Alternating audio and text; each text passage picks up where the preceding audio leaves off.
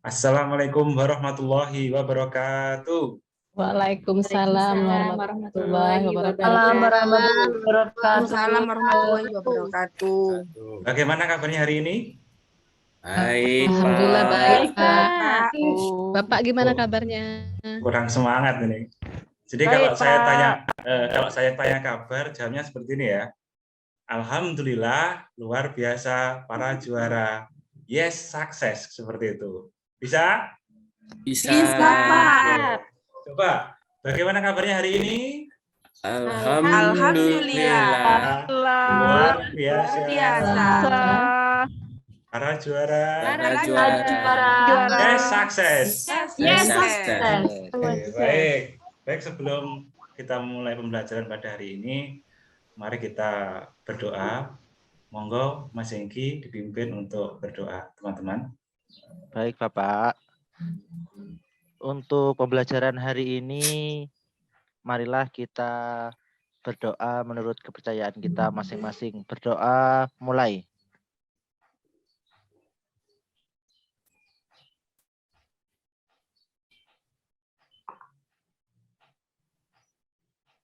Selesai. Alhamdulillah. Oke. Hari ini ada yang tahu siapa yang nggak masuk? Masuk semua ya? Hadir semua, Pak. Bapak. Hadir semua, Pak. Oke, baik anak-anak, coba sekarang kita mempersiapkan diri, kita siapkan ya peralatan kita dalam belajar seperti buku, kemudian alat tulis dan lain-lain. Coba dipersiapkan dulu ya. Bapak akan mempersiapkan PPT dulu. Monggo, siapkan dulu.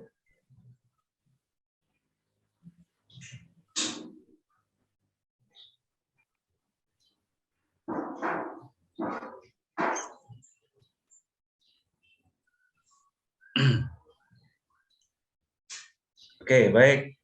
Anak-anak, terlihat semua ya PPT Bapak? Iya, Pak. Sudah. Oke, baik. Anak-anak, sebelum kita masuk ke pembelajaran, coba anak-anak perhatikan ya di sini. Ada gambar ya, betul ya? Iya. Ya, ada gambar. Ada gambar. Betul, ada gambar orang tua dan seorang anak. Nah, ini orang tua ya. Terlihat ciri-cirinya, rambutnya putih, kemudian wajahnya berkerut, dan ada seorang anak kecil. Ya.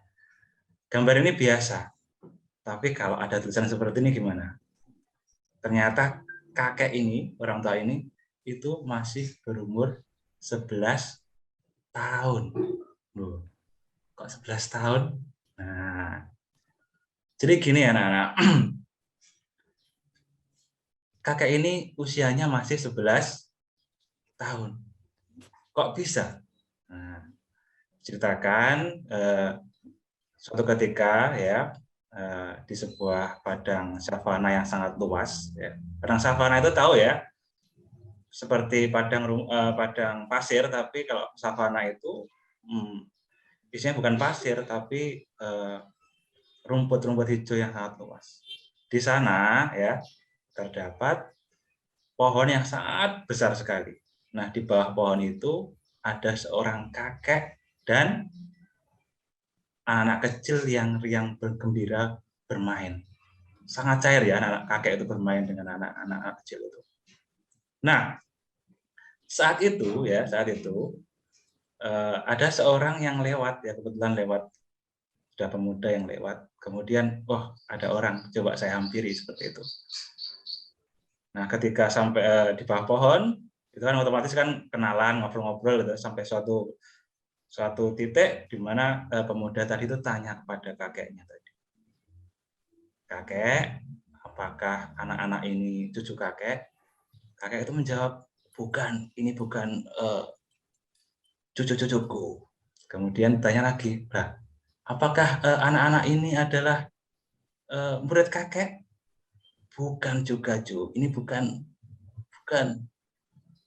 murid-muridku. Kemudian pemuda tadi bingung loh, siapa kalau bukan murid-muridnya? Gitu. Nah, akhirnya apa? Akhirnya kakek tadi itu diam sejenak kemudian bercerita. Sebenarnya Ju, umurku ini masih 11 tahun. Wah, pemuda tadi kaget loh.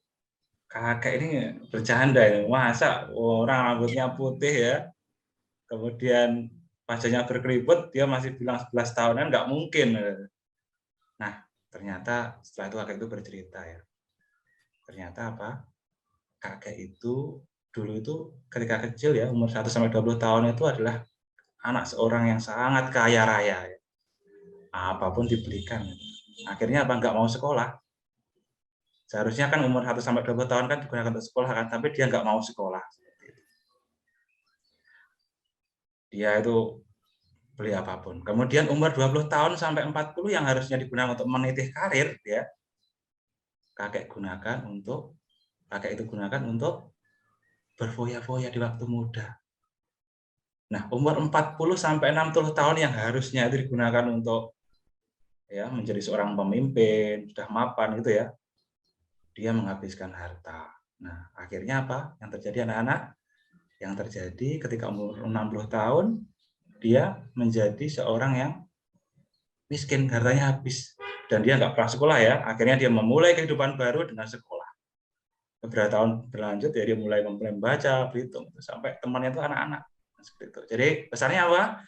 Jangan pernah kita itu menyia-nyiakan hidup dan waktu kita.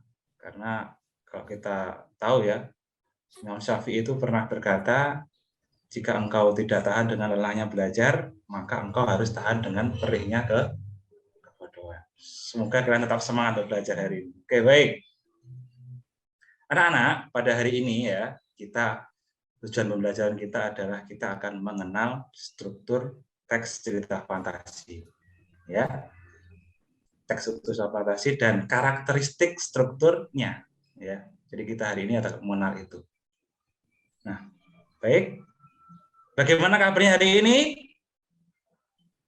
Baik, Pak. Tidur semua. Alhamdulillah. Luar biasa. Alhamdulillah. Sukses itu. Luar biasa. Para juara. Yes, sukses itu ya. Yes, Yes, sukses. sukses. Biar nggak ngantuk ya. Oke, baik. Coba. Mbak Mayang. Ini apa, Mbak? Terlihat gambarnya ya? Lihat, Pak. Seperti Ya. Reok Ponorogo, tapi dikartunkan atau dianimasikan. Oh iya. Coba di Reak ini ada gambarnya kan? Ada gambar apa, hewan apa dan apa, Mbak Mayang? Itu sepertinya ada rambut singa ya, Pak. Sama, oh iya, burung merak. Oh ya, betul sekali ya. Ini ada singa dan gambar merak. Sekarang Mas Hengki coba, mana Mas Hengki tadi? Mas Hengki, Siap, Bapak, siap. Oh, okay. Coba Mas Hengki, mungkin nggak di dunia nyata itu ada hewan yang kepalanya 2, Mas Hengki? Kepalanya 2, Bapak. Iya. Saya belum pernah lihat. Iya. Tapi kalau ular kepalanya 2, ada yang kelainan ada, Bapak. Oh, iya, iya. Jadi ini ya sesuatu yang gambar ini menunjukkan ketidaknyataan. Seperti yang sudah kita pelajari kemarin ya, teks cerita fantasi salah satu ciri-cirinya adalah sesuatu kemustahilan ya, atau tidak nyata seperti itu. Nah, hari ini kita akan fokus ya membahas teks cerita fantasi tentang Reok Ponorogo. Sedikit informasi ya anak-anak, Reok Ponorogo itu kemarin tahun 2021 itu mau diklaim Malaysia, mau dipatenkan sama Malaysia. Nah, tugas kita sebagai generasi muda Indonesia harus senantiasa menjaga kebudayaan yang terdapat dalam Indonesia. Jangan sampai direbut ya. Siap ya semua? Siap, Pak. Iya, Pak. Oke, baik. Pak. Anak-anak, hari ini coba kalian siapkan pulpen dan buku kalian. Nah, hari ini kita akan menonton video ya. Nah, kalau dibaca di sini perintahnya adalah tentukan, jadi sambil menonton video ini, nanti kalian tentukan sebanyak-banyaknya ya, peristiwa apa yang ada di dalam video ini, di video asal-usul reog. Bisa dipahami semua? Bisa ya? Bisa, Pak. Oke, baik. Coba sekarang kita akan konsentrasi, kita akan menyaksikan video asal-usul reog Ponorogo. Oke, ya, silakan.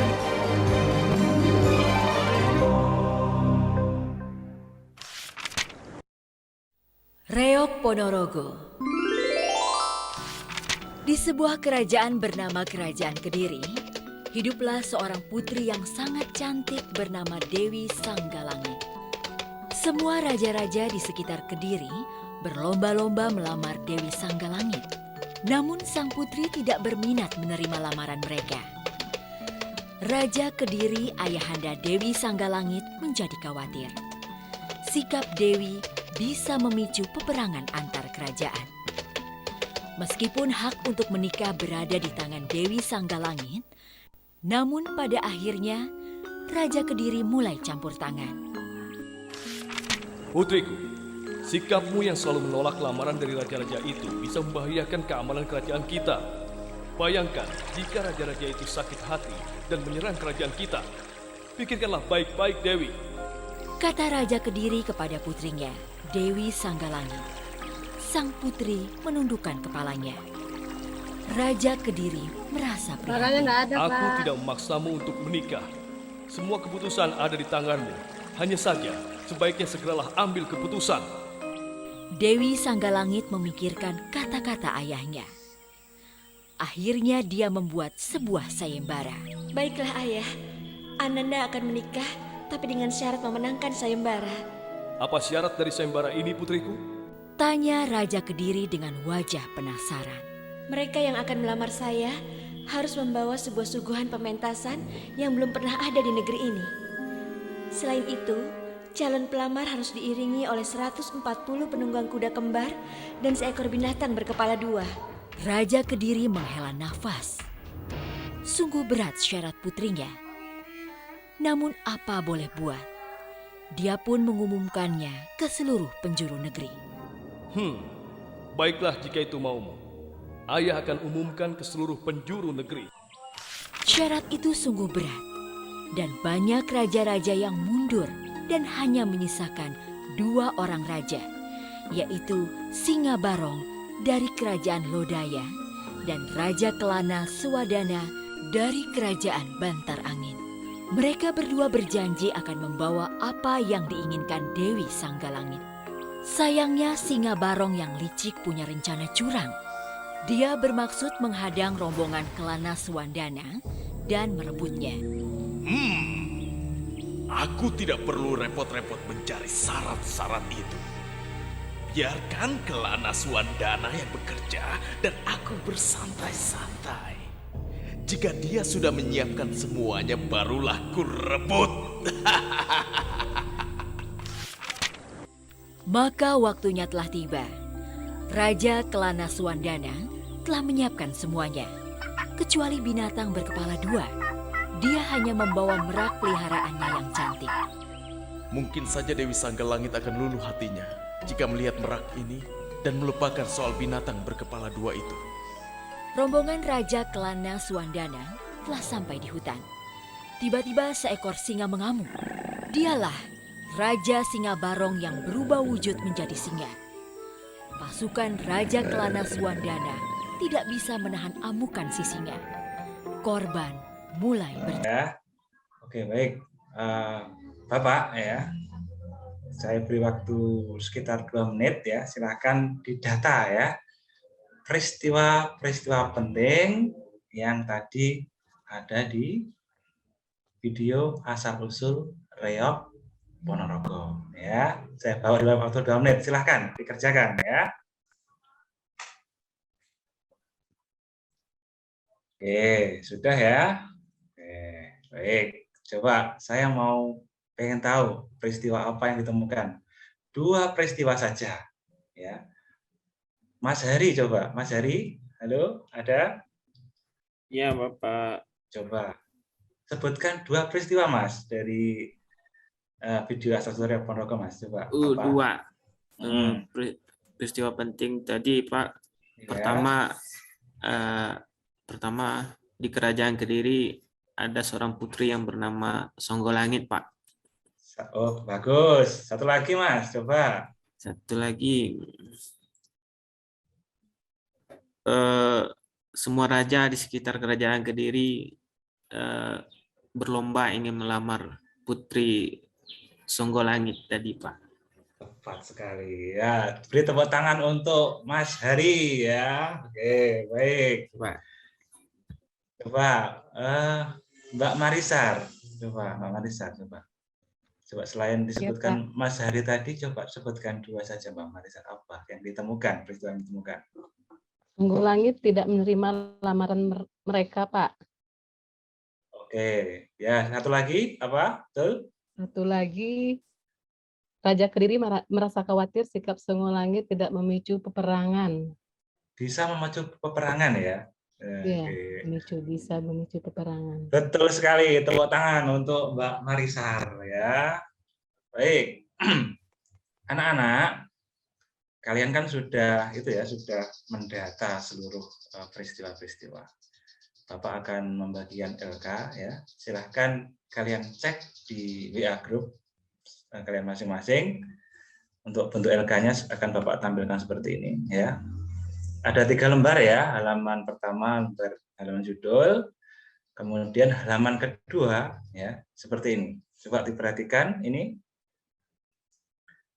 Ada bentuk kerjanya ya.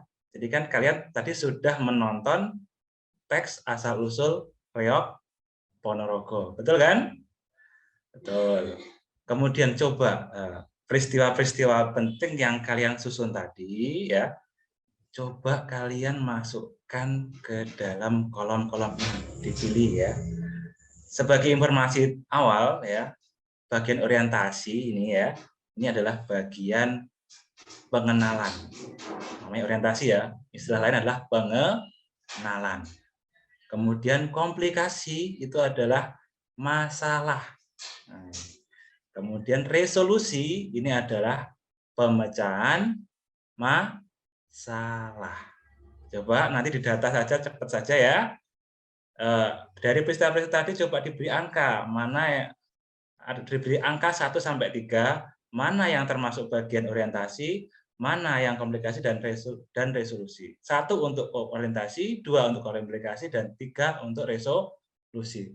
Nanti akhirnya akan kalian masukkan, hasilnya nanti akan kalian masukkan ke dalam LK ini. Bisa dipahami anak-anak? Ya, cepat saja langsung. Oke, langsung didata. Cepat. Saya beri waktu 2 menit lagi didata ya.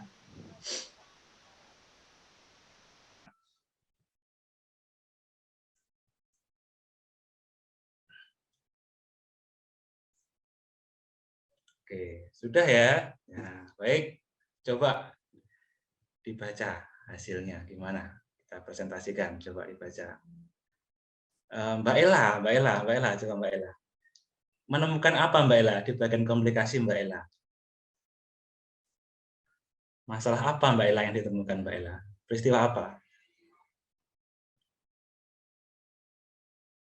Itu Pak, komplikasinya itu masalahnya ketika tadi yang banyak yang tidak bisa mengikuti sayembara itu karena takut. Ya, bagus. Satu lagi Mbak Ella, coba komplikasi.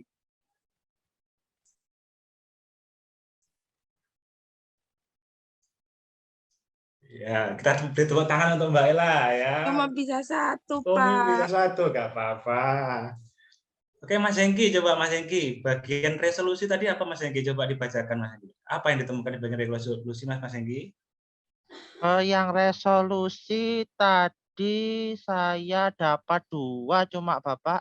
Oh iya, coba dibacakan. Bagus. Singa dan merak bersatu dan lengkap sudah syarat yang diberikan oleh Putri Sanggalangit.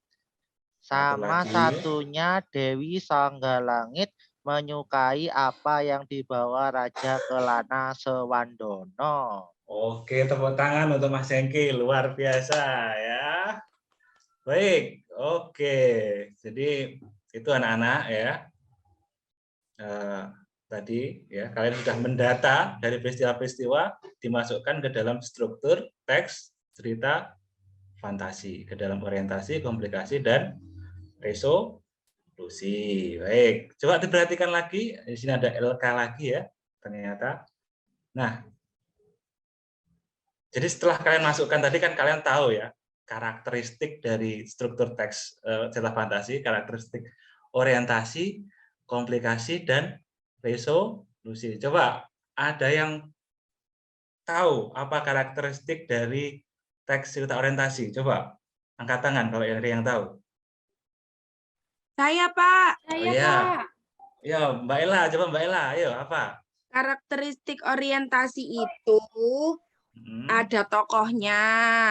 Oh ya, betul. Kemudian berisi latar. Iya, betul. Latar tempat, waktunya juga.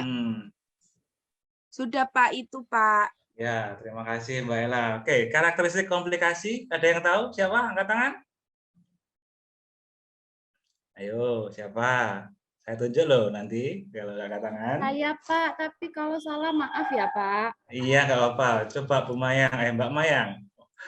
Kalau menurut saya di komplikasi itu ada masalah, Pak, konflik, Ya. ciri-cirinya. Terus ada tokoh-tokoh yang berusaha untuk menyelesaikan masalahnya dengan cara-caranya, tapi belum sampai selesai masalahnya, gitu, Pak. Mungkin. Betul sekali. Oke, sekarang resolusi coba Mbak Lina. Resolusi apa ya terdapat dalam resolusi itu Mbak Lina? Coba karakteristiknya apa Mbak Lina? Kalau menurut saya ya Pak, resolusi itu penyelesaian dari masalahnya ya Pak ya?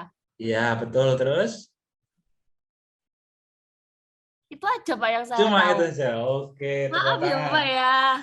Oke ya, betul sekali ya. Nggak ada yang salah ya.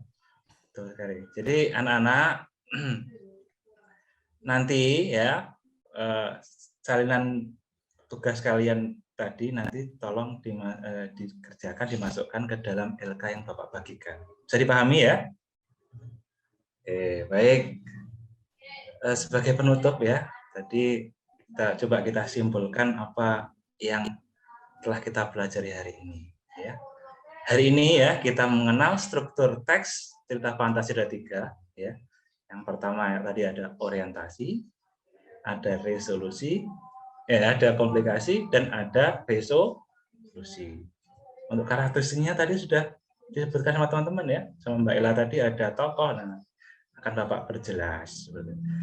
Orientasi itu pengenalan tokoh, kemudian latar tempat dan suasana biasanya ya.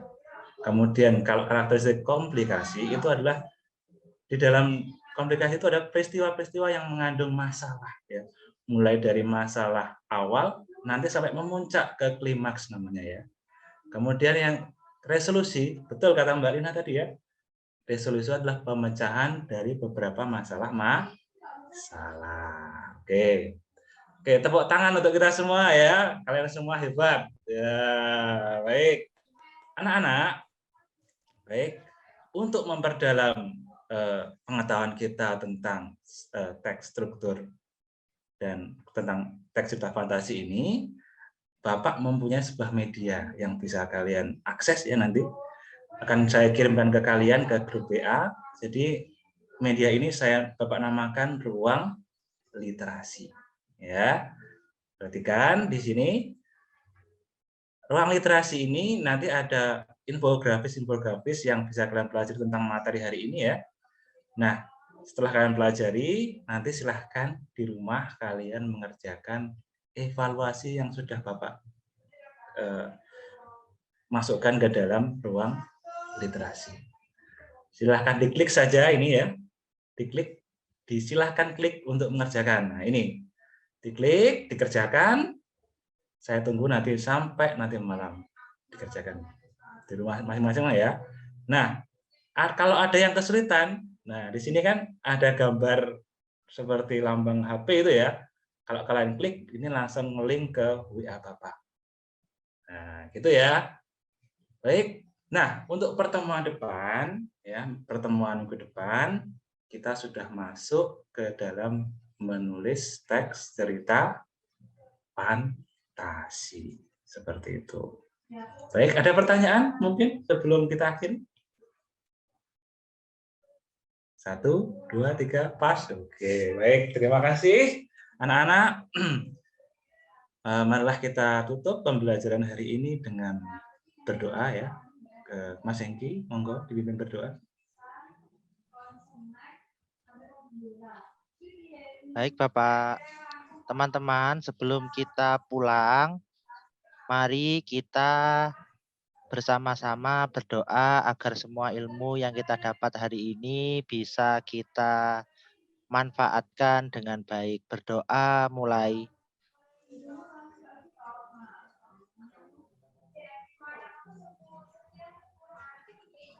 Selesai. Ya,